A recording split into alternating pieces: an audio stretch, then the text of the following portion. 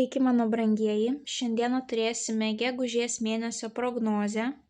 Noriu pradžiuginti, kad retrogradinis Merkurijus ir Venera gegužės mėnesį mūsų jau nebeveiks. Galėsite pastebėti, kaip visi reikalai, planai pradeda eiti sėkmingai, kaip per sviestą, be jokių nenumatytų keblumų ar nesusipratimų. Taipogi primenu, kad kiekvieną mėnesį kanale jūs rasite jaunaties bei pilnaties prognozes, kurios taipogi papildo būtent jūsų šitas mėnesio prognozes. Taip, tik jeigu mėnesio prognozė yra 4 savaitėm, tai mėnulio prognozės yra porai savaičių. Taip, 2 savaitės jaunaties ir 2 savaitės pilnaties. Tai kas dar jų neklausėte, kviečiu paklausyti. Tai bus kaip dar viena papildoma informacija prie jūsų mėnesio prognozės. Na ir kas prie kanalo prisijungėte tik šiais metais, tai primenu, kad kanale galite rasti 25 metų prognozę pilnai visiems metams, tai yra apžvelgiama energetika kiekvienam mėnesiui nuo sausio iki gruodžio, taipogi apžvelgiama energetika pagrindinių gyvenimo sferų. Na ir duodamas vienas patarimas visiems 25 metams. Ir ten taipogi paminiu visas datas būtent retrogradinės Veneros bei Merkurijaus, kada nėra tinkamas metas organizuotis, planuotis kažkokių tais naujų pradžių savo gyvenime. Tai vat, kas norite sužinoti apie visas tas datas anksčiau, tai visas tas datas rasite būtent 25 metų metinėse jūsų zodiako ženklų prognozėse. Na ir kaip visada primenu, kad tiek šias, tiek mėnulio prognozes reikia žiūrėti pagal savo 3 pozicijas, tai yra Saulės ženklą, mėnulio ženklą bei ascendentą. Daugiau informacijos apie tai, kaip pasiskaičiuoti savo šias pozicijas, rasite žemiau aprašyme po šiuo vaizdo įrašu. Na ir kaip visada, mano dėkingumas keliauja jums. Labai smagu matyti, kad kanalas auga, labai smagu matyti, kaip aktyviai jūs komentuojate, dalinate savo istorijomis, kaip jums kortos įsipildė ir taipogi matau didžiulį dalinimąsi su kitais žmonėmis. Aš visada matau statistiką, kiek žmonių pasidalino mano prognozėmis. Tai labai smagu matyti, kad ne tik patys žiūrite, bet ir pasirūpinate savo artimaisiais mylimaisiais, kad jie taipogi sužinotų jiems svarbią informaciją. Na, o naujus kanalo stebėtojus kviečiu prisijungti prie šios šiltos ir motyvuotos bendruomenės, tapti jos dalimi, paspaudus prenumeruoti mygtuką. Na, o dabar keliaukime į jūsų tarologinę prognozę. Dvyniai – pagrindinis įvykis dvyniams gegužės 1 savaitę.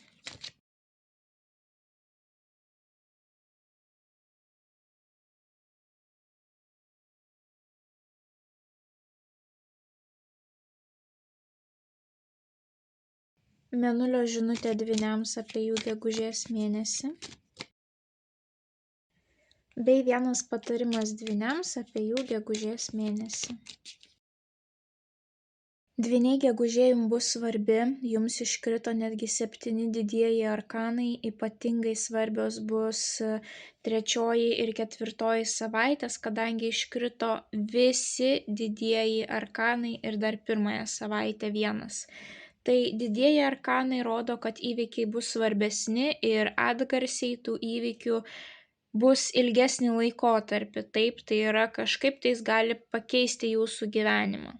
Pirmos 2 savaitės turės kažkokio tais liūdesėlio šiek tiek. Pradėkime nuo jų. Jums iškrenta monetų 5. Monetų 5 rodo 3 rūšių skurdumą dažniausiai. Arba finansinės problemos, arba sveikata prasta, būtent sveikatos skurdumas, arba dvasinis skurdumas, kai trūksta tikėjimo, magiškuoju laiku, kad viskas ateis tada, kada turi ateiti, kad svarbus yra ne tik materialus pasaulis, bet ir dvasinis pasaulis. Taip, tai kažkuris vienas iš tų 3 skurdumų. Ir šalia jums iškrenta taurių 6, tai yra nostalgijos ir praeities korta. Jūs galite mąstyti galbūt apie savo praeities skurdžią situaciją, o galbūt, pavyzdžiui, suprastėja sveikata ir nelabai ką galite daryti, tik gulėti ir mąstyti, pavyzdžiui, apie kažkokius tai praeities įvykius, situacijas, taip, bet galiausiai jums iškrenta didysis arkanas Vėžimas, o Vėžimas yra disciplinos korta ir ėjimo savo tikslų link. Tokio užsidegusio ėjimo, kad nesvarbu, kad ir kas benutiktų, vadžios yra šitos moters rankose ir niekas tų vadžių iš jos neatims. Tai yra iniciatyva eina iš jūsų pusės, pirmieji žingsniai eina iš jūsų pusės. Jūs veda ne motyvacija, o disciplina, tai reiškia, kad nesvarbu, kiek laiko reikės, kad pasiektumėte to tikslo, bet jūs jį pasieksite. Na, va taip pat einu į priekį, nes matau tikslą. Tai gali būti tokios situacijos, kad ir kas benutiktų pirmąją savaitę, kad ir kokie tais nekomfortiški išbandymai pagal monetų penketą, bet jūs nepamesite savo tikslo ir vis tiek žengsite kažkokius tai žingsnius, darysite kažkokius tai žingsnelius, vykdysite kažkokias užduotis, taip, net jeigu gal ir sirgsite, pavyzdžiui, jūs sėdėsite ant lovos ir vis tiek kompiuteriu kažką tais dirbsite, pavyzdžiui, taip, o galbūt jūs prisiminsite būtent kaip praeitie skurdžiai gyvenote ir tas skurdumas bus jūsų pati didžiausia motyvacija eiti į priekį savo tikslų link, taip. Pagal monetų penketą visada yra patarimas nepamiršti paprašyti pagalbos, jeigu jos reikia, pagalba tikrai bus suteikta. Plius taurių šešetas dažnai rodo du žmonės, kurie atiduoda 100% energijos vienas kitam ir rūpinasi vienas kitu. Tai vat jeigu pamatysite, kad pirmąją savaitę nesusitvarkote, kad galbūt sveikata jau pašlyja, taip, o galbūt finansinė padėtis prastesnė, nebijokite paprašyti pagalbos, šalia jūsų tikrai bus žmonės, kurie jums padės, kad jūs ir toliau galėtumėt eiti būtent savo tikslų link. Toliau antrąją savaitę jums iškrenta vėlgi tas pats taurių penketas, taip, vėlgi. Toliau antrąją savaitę jums iškrenta taurių penketas. Tai jeigu čia turėjome monetų penketą, tai taurių penketas labiau susijęs su emocijom. Jisai nesusijęs su materialiais dalykais, jisai rodo liūdėsi, galbūt energijos stoką, taip, pozityvumo stoką. Moteris fokusuojasi į 2 išpiltas puodynės vietoj to, kad fokusuotųsi į 3 pilnas. Na, tai yra požiūrio klausimas, toks jausmas, kad antrąją savaitę kažkas tai vers jūs fokusuotis į negatyvą. Ir šalia dar iškrenta taurių ketvertas. Taurių ketvertas vėlgi yra tokios depresinės nuotaikos ir apatijos korta. Tai jums iškrenta, na, va, toks paturbintas variantas tos depresinės nuotaikos. Taip, tiek taurių ketvertas, tiek taurių penketas. Taurių ketvertas taipogi sako, kad nepraleiskite progos. Jeigu jūs susifokusuosite į negatyvą, jūs galite nepamatyti kažkokios tai perspektyvos, kuri beldžiasi į jūsų duris. Tai jeigu jūs per daug užsikonservuosite tame negatyve, galbūt jūs praleisite svarbų skambutį, galbūt jūs neatkreipsite dėmesį į kažkokį taip straipsnį naujienų portale, kuris jums gali būti naudingas, taip. Galbūt jūs neišeisite kažkur į visuomenę, kur sutiktumėte kažkokį tai svarbų žmogų, taip. O galbūt tas šansas pas jūs jau yra, bet jūs jo kažkaip neimat. Ir priežastis gali būtent arba jūs esate labai pavargę, arba jūsų prasta sveikata, taip, o galbūt kažkokie tais nesutarimai, ginčai namuose, kurie būtent pablogina jūsų nuotaiką. Bet čia viskas priklauso nuo jūsų nusiteikimo, taip. Jums tiesiog reikia pakeisti savo požiūrį ir susifokusuoti į tas 3 pilnas puodynės. Na ir šalia jums iškrenta kardų valetas, o valetai pas mus reprezentuoja tas amžiaus grupės, kurioms reikia priežiūros. Tai yra mūsų vaikai arba pagyvenę tėvai seneliai. Kadangi kardai tai gali būti oro stichijos zodiako ženklo žmogus, dvyniai, svarstyklės arba vandenis. Galbūt liūdesys apims būtent dėl to šeimos nario, taip, būtent ar dėl savo vaikų, ar dėl tėvų, senelių, kažkokia galbūt pas juos gyvenime situacija gali jūs va taip sutrikdyti. Jeigu ne, tai jeigu nebus susijęs su jūsų artimaisiais, tai kardų valetas jūs ragina elgtis kaip oro stichijos vaikui, o jūs esate dvyniai, būtent oro ženklas, tik reikia elgtis vaikiškai. Koks yra oro ženklo vaikas? Jisai yra labai žingeidus Jisai labai dažnai klausia, o kodėl? Jam labai patinka skaityti, klausytis, nauja informacija, viskas, kas susijęs su naujos informacijos tiesiog siurbimu į save, taip. Patinka užsirašinėti, patinka darytis kažkokį tai planelį, ką reikia padaryti, kada reikia padaryti papunkčiui, taip, išsigryninti savo tikslus. Tas kardų valetas jums yra kaip patarimas antrajai savaitei, kad pakeiskite fokusą nuo savo emocijų į logiką, taip, susifokusuokite į smegenis, į mintis, į racionalius situacijos paaiškinimus, į racionalią situacijos analizę, neimkite į širdį, taip. Išbristi iš tos situacijos liūdnos jums gali padėti būtent konstruktyvios mintis, racionalumas, papunkčiui viso plano savaitės susidėliojimas, ypatingai jeigu esate po ligos, taip, ar jaučiate, kad esate neformoje dirbti, kiek dirbote anksčiau, tiesiog susirašykite planelį, taip, kurios užduotis yra svarbios ir reikia atlikti greitai, kurios užduotis svarbios, bet galima šiek tiek palūkėti, o kurios nėra svarbios ir galima atlikti vėliau, taip. Tai tiesiog susidarykite kažkokią tokią konstrukciją ir ji jums padės būti efektyviems antrąją savaitę ir išbristi iš tos depresijos. Taipogi kardų valetas gali rodyti jums studijas, kažkokius tai mokslus, arba kad ateina pas jūs kažkokia tai svarbi žinia, kažkokia tais komunikacija iš kito žmogaus. SMS žinutė, elektroninis laiškas, skambutis, gyvas susitikimas, taip, ir galbūt tas susitikimas gali būti nemalonus, jeigu pas jūs tokia situacija, tokia nuotaika, taip, galbūt ta žinia nebus jums maloni, bet viskas yra tik požiūrio klausimas, taip. Pasistengkite jausmus šiek tiek užgožti ir susifokusuoti į tą situaciją iš loginės racionalios perspektyvos. Tuomet trečioji savaitė pas jūs yra superinė. Jums iškrenta imperatorienė, tai yra moteriškos energijos korta, moteris, kuri turi viską, jinai rodo gausą. Kas yra gausa? Finansinė sėkmė, šeimos pagausėjimas, ramybė, grožis, gera sveikata, vidinė stiprybė, vidinė jėga einanti iš jos. Šalia jums iškrenta magas, kuris rodo, kad atėjo laikas kažkokiem tai naujiem projektam, ypatingai visom pradžiom, kurios susijusios su komunikacija.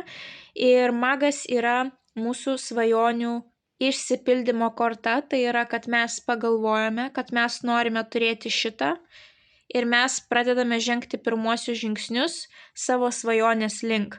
Jūsų svajonės pradeda pildytis, jūs pradedate veikti savo svajonių link.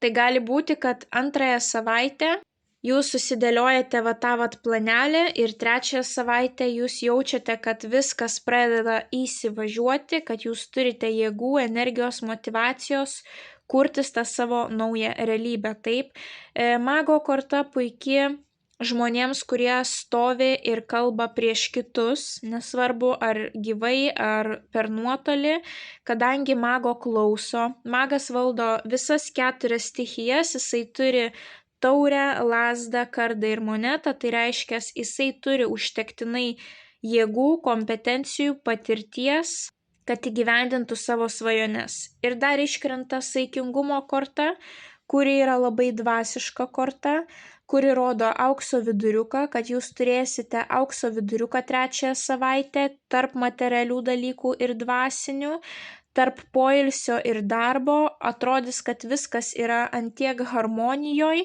kad jūs einate savo tikslų link, bet jūs einate ramiai ir užtikrintai, pasitikint savimi. Saikingumas ir imperatorienė yra abi labai ramios kortos, galite net iš iliustracijų matyti, kaip moteris atsipalaidavusi sėdi, kaip angelas ramus yra ir pas jį viena koja vandenyje, kita ant žemės, vėlgi rodo tą balansą, aukso viduriuką. Tai jeigu jums pavyks pasiekti balansą aukso viduriuką 3 savaitę, tai jūs turėsite labai puikų rezultatą. Jūs nepavargsite, jūsų finansinė situacija bus puikiai, rezultatas darbe bus puikus, situacija namuose bus puikiai, emocinė būsena bus puikiai. Visos 3 kortos kartu gali rodyti ir naujieną apie šeimos pagausėjimą, planavimą apie šeimos pagausėjimą. Kažkokia tai imperatorienė rodo ne tik motinystę, bet ir moterišką figūrą jūsų gyvenime. Tai jeigu esate moteris, tai gali būti savaitė, kada norėsite kažkaip investuoti į savo grožį, padaryti kažkokias tai savo procedūras galbūt. Tai va tos naujos pradžios gali būti susijusios su jūsų grožiu. Jeigu esate vyrukas, šalia savęs turėsite tokią imperatorienę, kuri jums gali padėti, būtent emociškai paremti, motyvuoti, įkvėpti, duoti naudingų patarimų jūsų naujoms pradžioms. Jinai gali būti jūsų ramstis 3 savaitę. Na ir paskutinėje savaitėje jums vėlgi iškrenta tas pats magas, kurį matėme štai čia. Taip, vėlgi matome, kad jisai turi ir kardą, ir lazdą, ir monetą, ir taurę. Tai toks jausmas, kad greičiausiai toliau eisite savo tų naujų kelių link, o gal tiesiog ir toliau stengsitės savo svajonę manifestuoti, padaryti realybę. Iškrenta įsimylėjėlių korta, kuri rodo 2 žmonės, santykius, gerus ryšius. Tai gali būti nebūtinai meilės santykiai, tai gali būti ir verslo santykiai, tai gali būti ir santykiai su šeimos nariais. Tai vėlgi, kadangi mes ir čia matėme moterį ir vyruką, taip atrodo, kad jie yra pora ir moteris padeda vyrukui, čia vėlgi mes matome iškrenta poros korta, tai galbūt kažkoksai tai projektas, nauja pradžia bus 2 žmonių pradžia, taip, jūs nebūsite vieni. Taipogi įsimylėjėlių korta, kadangi tai yra 2 žmonės, juoda, balta, vyriška, moteriška, gali rodyti būtent pasirinkimą, kad jūs turite pasirinkti, kuriuo keliu eiti. Taip, tai taipogi yra ir pardavėjų korta. Būtent kam svarbi yra komunikacija pagal mago kortą, tai pardavėjam, taip. Tai galbūt turėsite kažkokį tai pirkimo pardavimo sandorį paskutinėje savaitę. Galbūt būsite jūs tas žmogus, kuris norės parduoti, taip, o galbūt jūs būsite tas žmogus, kuris norės pirkti. Nes magas yra stiprios komunikacijos korta, žmogaus, kuris, liežuvis jo pakabintas, kaip sako, taip, labai moka sakyti reikiamus dalykus. Taipogi mes matome virš mago galvos begalybę ženklą, tai rodo, kad iš visatos jisai gauna beribį kiekį energijos ir imasi veiksmų, išnaudoja tą energiją, taip. Ir tarp šitų 2 kortų iškrenta pakabintasis. Pakabintasis rodo tam tikrą etapą, pavyzdžiui, 9 mėnesius nešiojamas kūdikis įsčiose. Tai vėlgi tiek 3, tiek 4 savaitę jums gali būti šeimos pagausėjimo tema svarbi, kad prasideda tas jūsų 9 mėnesių periodas arba kažkokie tai kitokie periodai pradžios 2 žmonių poros. Taip, jūs pavyzdžiui žinote, kad jūsų antroji pusė turi keliauti studijoms į užsienį ir tos studijos tęsis 1 metus ar 2 metus. Ir tas pakabintasis rodo, kad bus toks etapas, kurį reikės išgyventi. Taip, be diplomo tas etapas nesibaigia, pavyzdžiui. O galbūt jūsų antroji pusė keliauja uždarbiauti į užsienį, jūs negalite keliauti ir žinote, kad tai truks, pavyzdžiui, vasaros sezoną. Taip, vėlgi gaunasi tokia pakabinta situacija, kad negalite pilnai judėti į priekį, jūs turite išlaukti tą laikotarpį. Pakabintasis rodo ne tik tam tikrą periodo laiką, bet rodo ir rūpestį, pasiaukojimą dėl kažkokio tai žmogaus, šiuo atveju gali būti dėl savo antrosios pusės, galbūt pasiaukojimą dėl savo antrosios pusės tikslų. O galbūt jūsų antroji pusė, pavyzdžiui, suserga paskutinėje savaitę ir jūs tiesiog prisiemate visą atsakomybę ant savęs ir rūpinatės savo žmogumi ar kitų šeimos nariu. Tai yra ir slaugytojų korta, slaugytojai pas mus yra būtent poliklinikose, klinikose, ir vėlgi galbūt kažkokia tai apžiūra dėl šeimos pagausėjimo, bendravimas su slaugytojais. Ir, pavyzdžiui, tas vienas jūsų iš tikslų, taip, kuris pagal magą gali įsipildyti, tai buvo šeimos pagausėjimas. Nors magas ir turėtų būti nepriklausomas ir tvirtas savaime, taip kaip žmogus, bet panašu, kad tų tikslų link jūs eisite su antraja puse. Trečiąją savaitę jums iškrito imperatorienė, paskutinėje savaitę jums iškrito įsimylėliai. Pirmąją savaitę taipogi jums gali būti kelionė pas savo antrąją pusę, kadangi vežimas gali rodyti keliones, taip, transporto priemonės. Taurių šešetas gali rodyti, kad jūs mąstote būtent apie savo antrąją pusę, kaip koks gražus laikas buvo kartu, dviese praeityje. Na ir tas liūdesys, taip, ar buvo galbūt prasta finansinė padėtis, dėl kurios jūs negalėjote nukeliauti, o dabar nusprendėte, kad atėjo laikas nukeliauti, aplankyti tą savo žmogų, taip, tai gali būti ir tokia situacija. O galbūt jūs padarysite viską šiuo metu, kad kuo greičiau jūsų santykiai pajudėtų į priekį, taip, visą mėnesį matoma tokia situacija, kad jūs dviese dedat pastangas dėl bendrų tikslų, kuriuos jūs turite, taip, kažkokių tai šeimyninių tikslų. Galbūt jūs negalite gyventi kartu, galbūt kol kas negalite turėti šeimos pagausėjimo, prasta finansinė situacija, neaiškios karjeros galimybės ir panašu, kad jūs dviese dėsite kažkokius tai žingsnius, kad tų tikslų kuo greičiau pasiekti, kad jūsų tas bendras lizdas pagaliau egzistuotų, taip.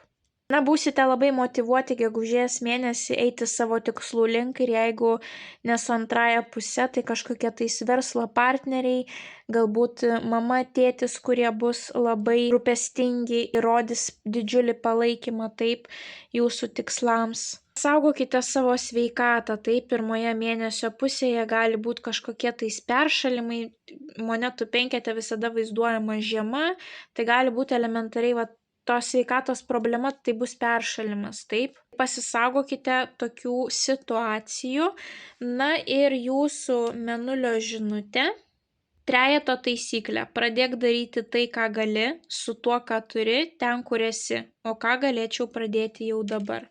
Na tai būtent ką jūs ir turėjote pirmąją savaitę, taip, atrodo galbūt sveikata prasta, galbūt finansinė situacija netokia gera, bet jūs pamastot apie praeitį, jūs pasiemat tos motyvacijos ir jūs keliaujate į priekį, taip, savo tikslų link. Tai gali būti net, kaip ir sakiau, antroji pusė kažkoksai tai žmogus ramstis, taip. Čia ramstis imperatorienė, čia ramstis taurių šešetas, čia ramstis įsimylėliai. Tai 3 savaitės pas jūs iškrenta kažkoksai tai ramstis. Tai einate savo tikslų link, nesvarbu, kad čia yra monetų penketas.